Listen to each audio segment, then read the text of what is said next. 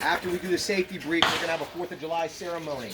I'm going to talk briefly about the events that happened during the American Revolution. We're going to do a live fire portion. We're going to blow up some tannerite, and then we're going to shoot.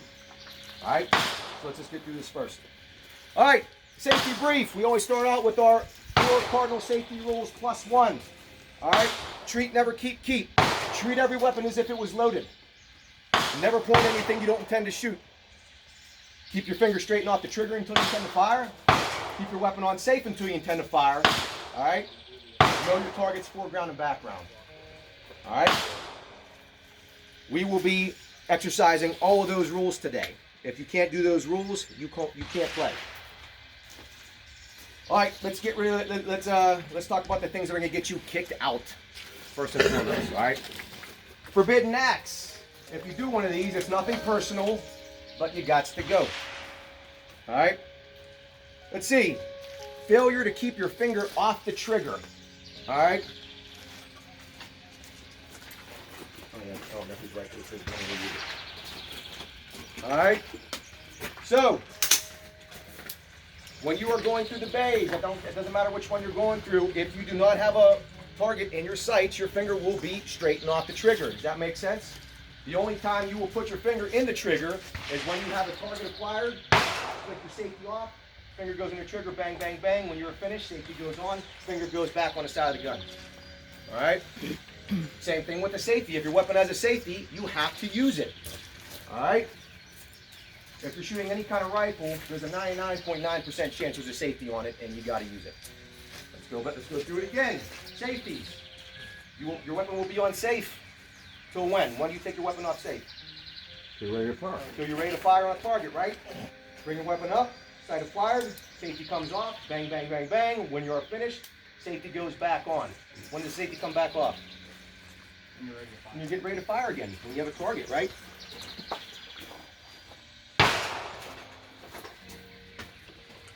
You have a target acquired. All right, some other things that will get you kicked off here. Breaking the 180. All right. Sorry. If I am going through these bays, it's very easy to get disoriented. Sometimes you're moving left, you're moving right, and there's some portions you might even have to go backwards. All right. So what's going to happen here is your gun, your muzzle can only point in a 180-degree arc, just like this. So if you come through a room, like on bay 0, we have some rooms set up. If you fly into a room and go this way, I'm pretty much up at my 180, right? I can't go any farther this way. Does that make sense? I'm already at my limit. I can go this way. Is anybody confused on that? All right. Let's say, see that barrel with number 3 on it? Let's say that barrel with number 3 on it is a target in one of the bays I'm shooting. I go down the bay. I'm shooting. Bang, bang, bang, bang, bang. I see that target that I missed. See how much farther I am? What am I supposed to do? Back up or skip it. I either back up and shoot it within my allowable arc, or I say, forget it, I'll get it next time. I gotta be more aware. All right. Any questions on that? If you have to back up in a bay, all right? First-time shooters and novice shooters, I want you to back up. Don't turn around. Okay? Don't turn around. I need you guys to back up, and then we figure out what you're gonna do. Okay? All right, negligent discharge. If you have a negligent discharge, that is a round, leave your gun, and you didn't want it to. It happened by accident, probably because you had your finger on the trigger and you had your weapon off its side. All right? If you have a negligent discharge, you got a negligent discharge. You got to go. If the RO said you had a negligent discharge, sorry, man. You can sit and watch the rest of the shoot, but you can't shoot anymore. Come back next month. Any questions on that? Loss of control of weapon. All right, or dropped weapon. If by any chance your rifle falls off the sling, if you're shooting a pistol and you get down to the kneeling position, go to see nothing, the pistol comes out of your hand. That's a no-go. All right. If that happens, if by any chance your weapon falls off your person and is out of your control, what are we going to do? We're going to leave it there. We're going to leave it there. Whatever position it's oriented at, you're going to leave it there. If it falls out of your hand, just leave it there. The RO will come over, point in a safe direction, clear it, walk you back to the safe table, give it back to you, and you will be done for the day. All right? Don't try to pick up your weapon again after you dropped it in the mud or whatever you did. All right? Yes, sir. And don't try to catch a gun. If it starts slipping out of your hands, don't try to catch it. If it starts slipping, just let it drop. Don't try to catch it. All right, unholstering pistols. Who's holstered up? Chris, come on, Chris. Back up this way here. Holstering, unholstering pistols. All right. This is going to be a finesse move. All right. When you pull your weapon out of your holster, I screwed up. Just stand up for a second. When you have your pistols in your holster, they stay in your holster until you're either on a course of fire, you're getting ready to shoot, or you're at the safe table. Any other time, it stays in your holster. So even if you got a cool new gun and you got something done to it or whatever, and you want to show your buddy, don't just pull it out right here, right? Don't just pull it out and sit it on a table. That's why we have safe tables. Take it to the safe table. There's no ammo at the safe table. There's one on every bay. All right? If you see somebody back here jacking around and playing with their weapons, it's your job to say, hey, guys, take that to the safe table. If you don't feel that, you don't want to cause any trouble or whatever, tell an RO. Tell me. We'll get it figured out. We want to make sure this is safe, right? Transitioning from rifle to pistol. Transitioning from rifle to pistol. All right? We only transition from rifle to pistol in two conditions. One is you're out of ammo in your rifle. The other is your rifle is in a malfunctioning state. In other words, it doesn't work. All right? If you transition to pistol with a perfectly fine functioning primary, you gots to go. That's just not how we do it up here. Too many variables. All right? Any questions about anything? I just went over right there. Safe table. There's a safe table on every bay. That's for use for checking, lubing. You can't say that. Checking, lubing, and playing with your gun. Not playing with it, but handling your gun. All right? No ammo at the safe table. No ammo at the safe table. Holstering and unholstering. Chris, spotlight's on you. Yeah, don't holster your pistol, Chris. All right.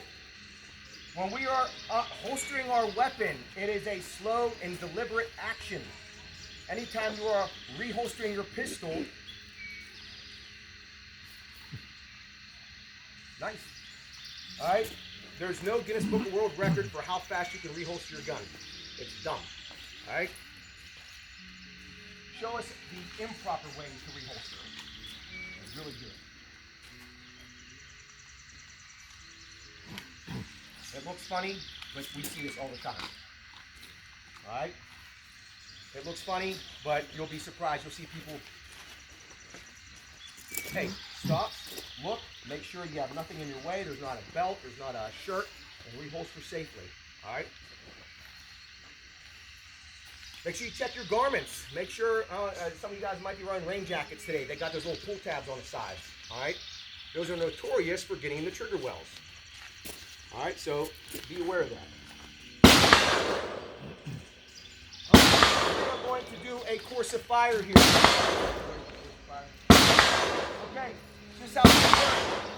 Anytime you step onto the bay, this is all command driven. You're going to wait. You're going to wait for the command to start, stop, load, all that. All right. So I'm going to start it like this. I'm going to go shooter. I'm going to start a course of fire. All right, if he understands it, I'm going to say, shooter, go ahead and load and make ready. At this point, he's going to unholster his pistol. He is going to load it according to what the bay designates. And he's going to hurry up and he's going to reholster it as fast as he can, right? No. He's going to slow, deliberate holster. He's going to check the things out of the way. By the way, if your weapon has a declocker on it, you got to use it. We're gonna be calling it out. All right. Shooter, are you ready? Ready. this point, as an RO and as deputy ROs watching, it is your job to make sure Chris has his ear pro in. He's got his eye pro on. We're making sure he has nothing dangling in front of his holster. We're making sure his shoes are tied. Why are we doing that? We're making sure nothing happens. We don't want him to get hurt or hurt somebody else. All right? All right. I'm going to ask you again. Shooter, are you ready? Ready. Stand by. Gun! Chris is going to shoot the bay. Bang, bang, bang, bang, bang. Chris is a great shooter, right? Whenever Chris is done with the bay, R is going to say, shooter, if finished, unload and show it clear. At this point, he's going to remove the source of ammunition. He is going to lock his slide to the rear. So R is going to visually and physically inspect to make sure there is no ammunition in the weapon. All right? And finish slide forward, hammer down and holster. At this point, slide goes forward. He takes a trigger press against the hillside, not 2 feet in front of him. That's stupid. All right? Point at the backstop and press the trigger as a double redundancy to make sure that there is no ammunition in that weapon. All right, if we're all done and Chris is all clear, I'm going to give the command all clear. That is a signal to let everybody know that the gun is safe, Chris's gun is holstered, or his rifle is in a safe condition, and that's it. That's the signal for you guys to come down range and help set back up, pace targets, reset targets, do whatever we got to do to get the next people going. All right? But do not come down until he's here all clear. All right? Hey Josh, I just want to say, some of these bases go long. And just because you guys don't hear us shooting for a while, we might be doing something. Really listen for the all clear. If you come up on us and we're with a shooter, it catches us off guard. We might be dealing with someone, we might be dealing with a jam or something. I know you guys are excited. Wait for all clear. Wait for Good point, good point. All right. We're not shooting Nerf guns. All right? We're not shooting Nerf guns. We're not shooting marshmallows. Personal space and hands-on situations. ROs may put your hand on you and take corrective action in order to preserve safety. I don't want you guys to take it personal. All right?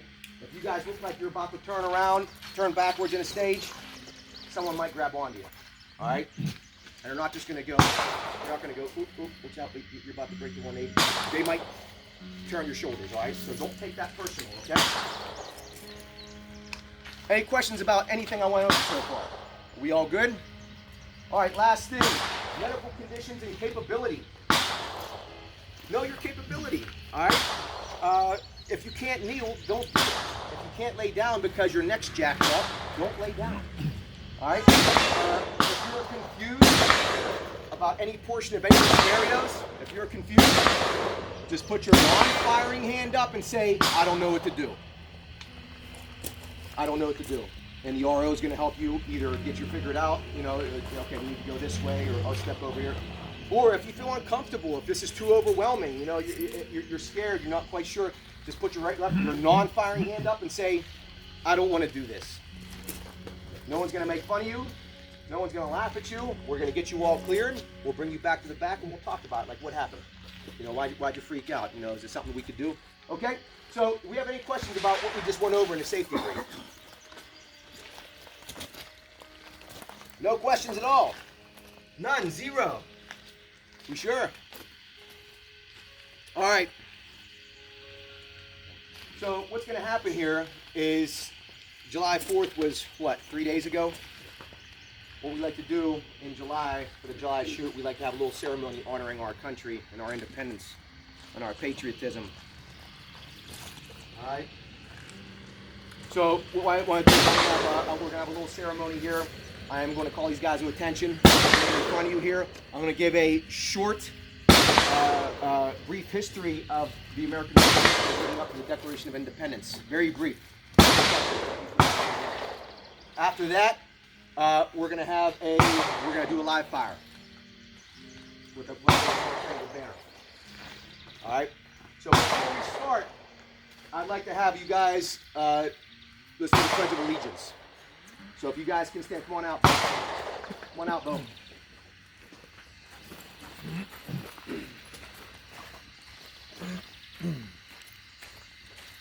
Please stand. If you have a problem and you want to kneel, please go down to the road and stand until we're done. Does anybody have a problem? Are we all good? We're all in agreement here? Perfect. To the flag. United States of America, republic which stands one nation, under God, indivisible, with liberty and justice for all. Thank you, ladies and gents.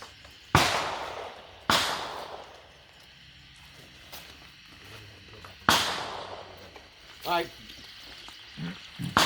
So we're going to get the ceremony started. Does anybody have any questions? Are we good? We ready to rock? Perfect. Here we go. Detail. Attend. Hut. Right. Face. Forward. March.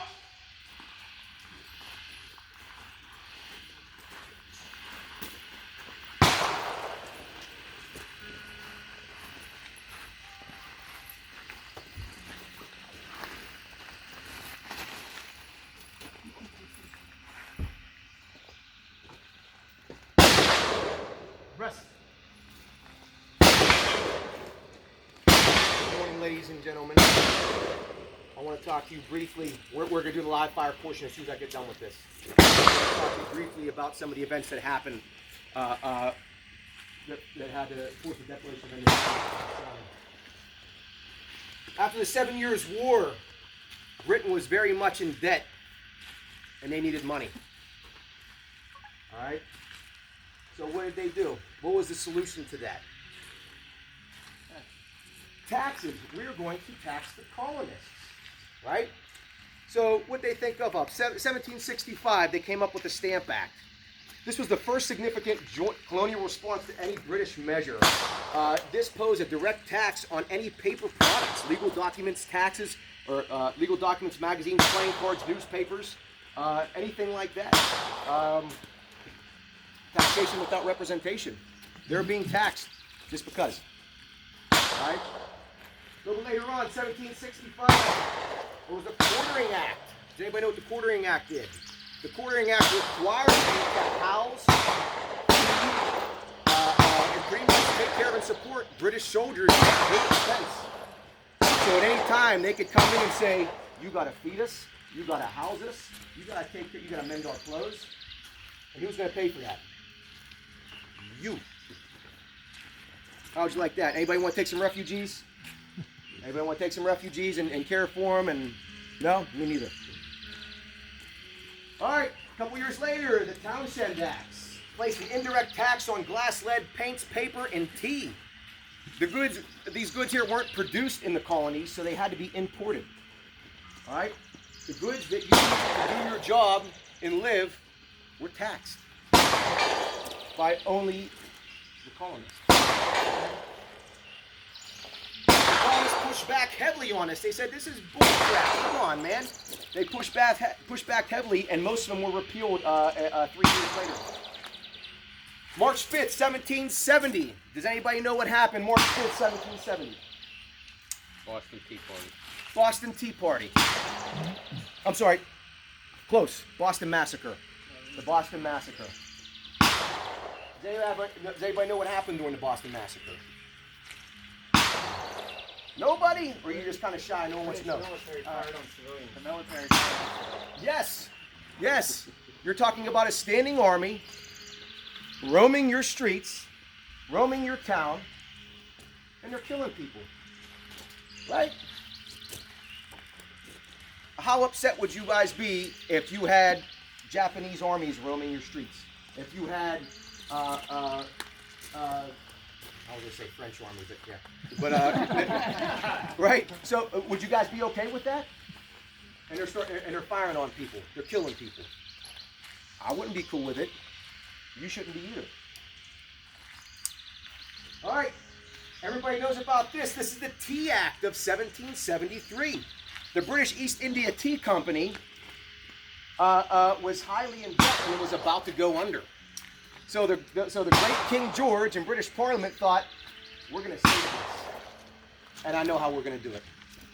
We're going to make the colonists buy our tea. We're going to make them. All right? So they did it in such a way, because that's what government does. They make it so it always ends up in their favor. And the British East India Tea Company started exporting all their tea into Boston Harbor, and the colonists had to pay for it. How much tea do you drink a day? Very little? Cool. I'm going to give you 10 pallets of tea, and you got to drink it.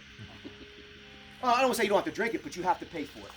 You cool with that? Absolutely. How much tea do you drink? Not much. Here's 30 packs of tea. Here's 30, and you got to pay for it. So, bottom line, we don't drink that much tea. Doesn't matter. Pay for it. Doesn't matter. You're paying for it. And you know what? As soon as you pay for this one, there's another ship coming in next week, and guess what? You're going to pay for that one too. Bullcrap, right? It was so bullcrap that December 16th of 1773, what happened? Boston Tea Party. Everybody should know what happens during the Boston Tea Party. What happened?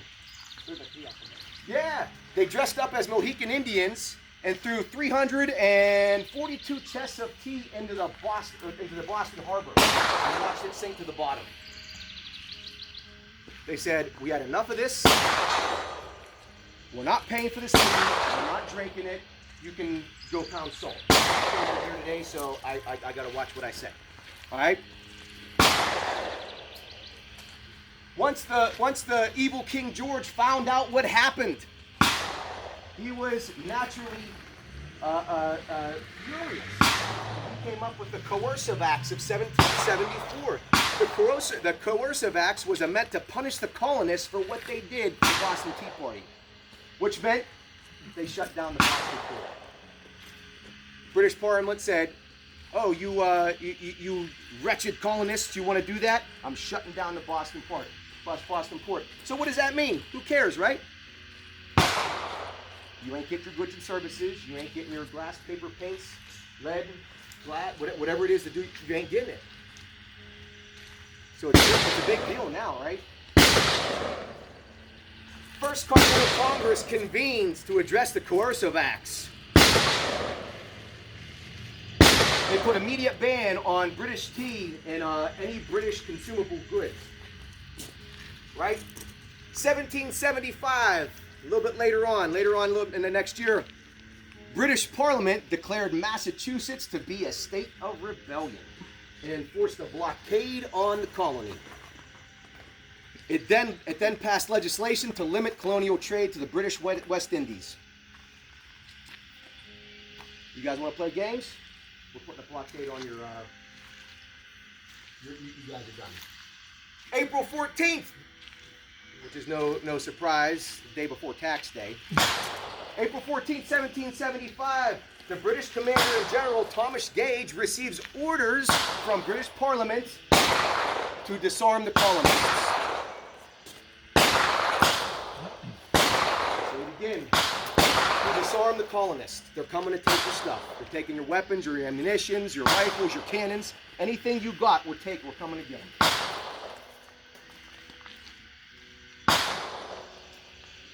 them.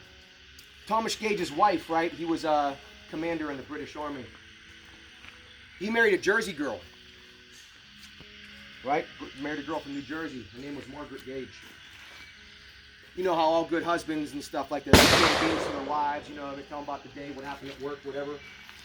Yeah, he told his wife, yeah, I got orders. I got orders to disarm the colonists. So what did she do? Like any good American girl, she narked them out. April 18th, 4 days later, Paul Revere and William Dawes are dispatched by Joseph Warren to go to Lexington and off the Concord to tell the colonists that the Redcoats are coming. After a tip-off from Margaret Gage. All right, little known fact. The midnight ride for Paul Revere was not what we were all taught it was. All right, he didn't go riding on horseback screaming, "The British are coming! The British are coming!" This was a stealth mission. All right, it was well known that the British had extra troops along the countryside to make sure that the colonists weren't planning a revolt. All right, history says that Paul Revere rode across the Boston Harbor right past the British warship, grabbed someone else's horse, and rode off to Lexington in the middle of the night. secretly to go tell John Adams and John Hancock that they're mounting up. Paul Revere, William Dawes makes it to Lexington, and they let the First Continental Congress know what's going on. All right. They then met up with Samuel Prescott to go on to Concord to go secure munitions and everything like that. The history books that we learned didn't tell you that Paul Revere never made it to Concord. All right. All three of the men were captured. Samuel Prescott and William Dawes escaped, and they went on to Concord. Who knows that? Who knew that?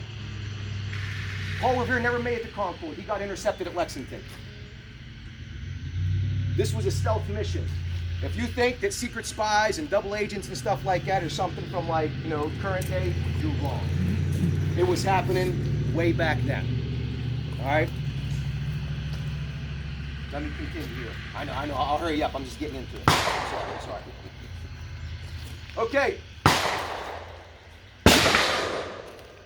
April 19th, the next day, the Battle of Lexington. This is the first military engagement of the war.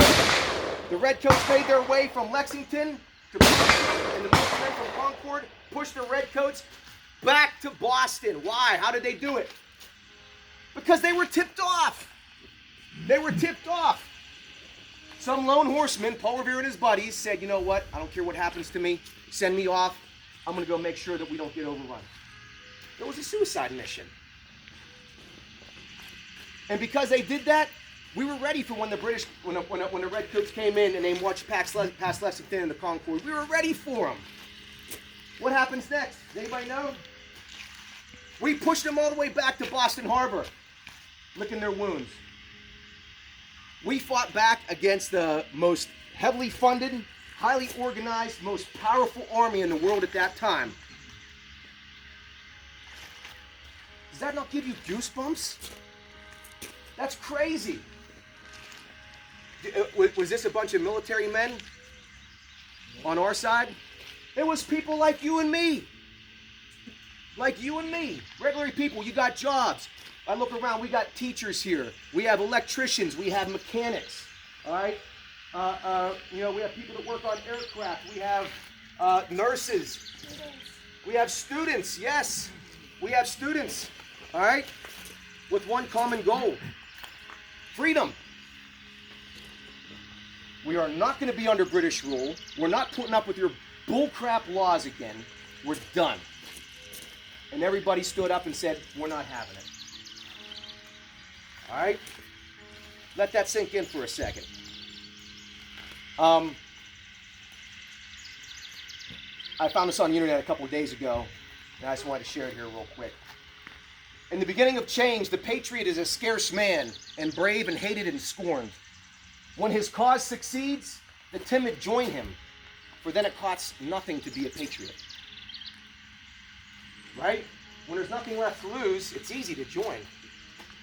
When it may cost your livelihood, your life, no one wants to join. Right? It's only when the cause succeeds when everybody's like, oh yeah, I'll help you. All right? Keep that in mind. War goes on from a year from that first Battle of Lexington, all right? And on July 2nd, 1776, the Declaration of Independence was written by Thomas Jefferson and friends. It was passed by a Second Continental Congress. The Declaration announced that the 13 American colonies then at war with the Kingdom of Great Britain would regard themselves as 13 independent and sovereign states, no longer under British rule. If you guys haven't seen the video documentaries John Adams, it's on Prime. It's a fantastic video. It doesn't show a lot of gunfighting, and that doesn't elaborate on the wars. It focuses on all the behind-the-scenes stuff that the Congress was going through and all the hurdles they had to go by. Just so you know, a lot of people in the Congress, and they didn't want freedom. They wanted to be underneath King George's rule. They didn't want problems. Does everybody know that? You think everybody was just like, yeah, we're sick of this, we're all getting together. No, a lot of people didn't want to stay under the rule of King George. Watch the movie. Know your history. Do your research. What you learn in elementary school and high school and stuff, they just touch upon it. Dive in. All right? I'm going to leave you with this. After the second day of July, John Adams wrote this after the signing of the Declaration of Independence. The second day of July, 1776, will be the most memorable epoch in the history of America. I am apt to believe that will be celebrated by succeeding generations as the great anniversary festival. It ought to be commemorated as a day of deliverance by solemn acts of devotion to God Almighty. It ought to be solemnized with pomp and parade, with shows, games, sports, guns, bells, bonfires, and illuminations from one end of the continent to the other. From this time forward, forevermore.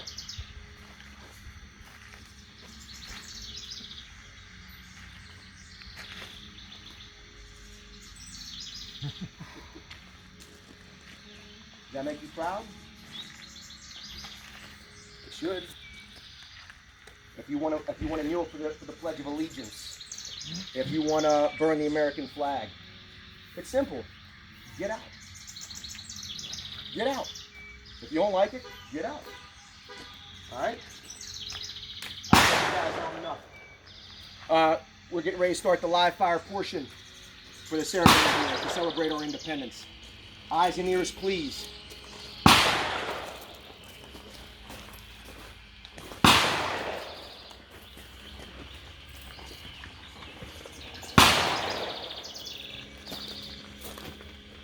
All good? Detail, attend, hut. About face.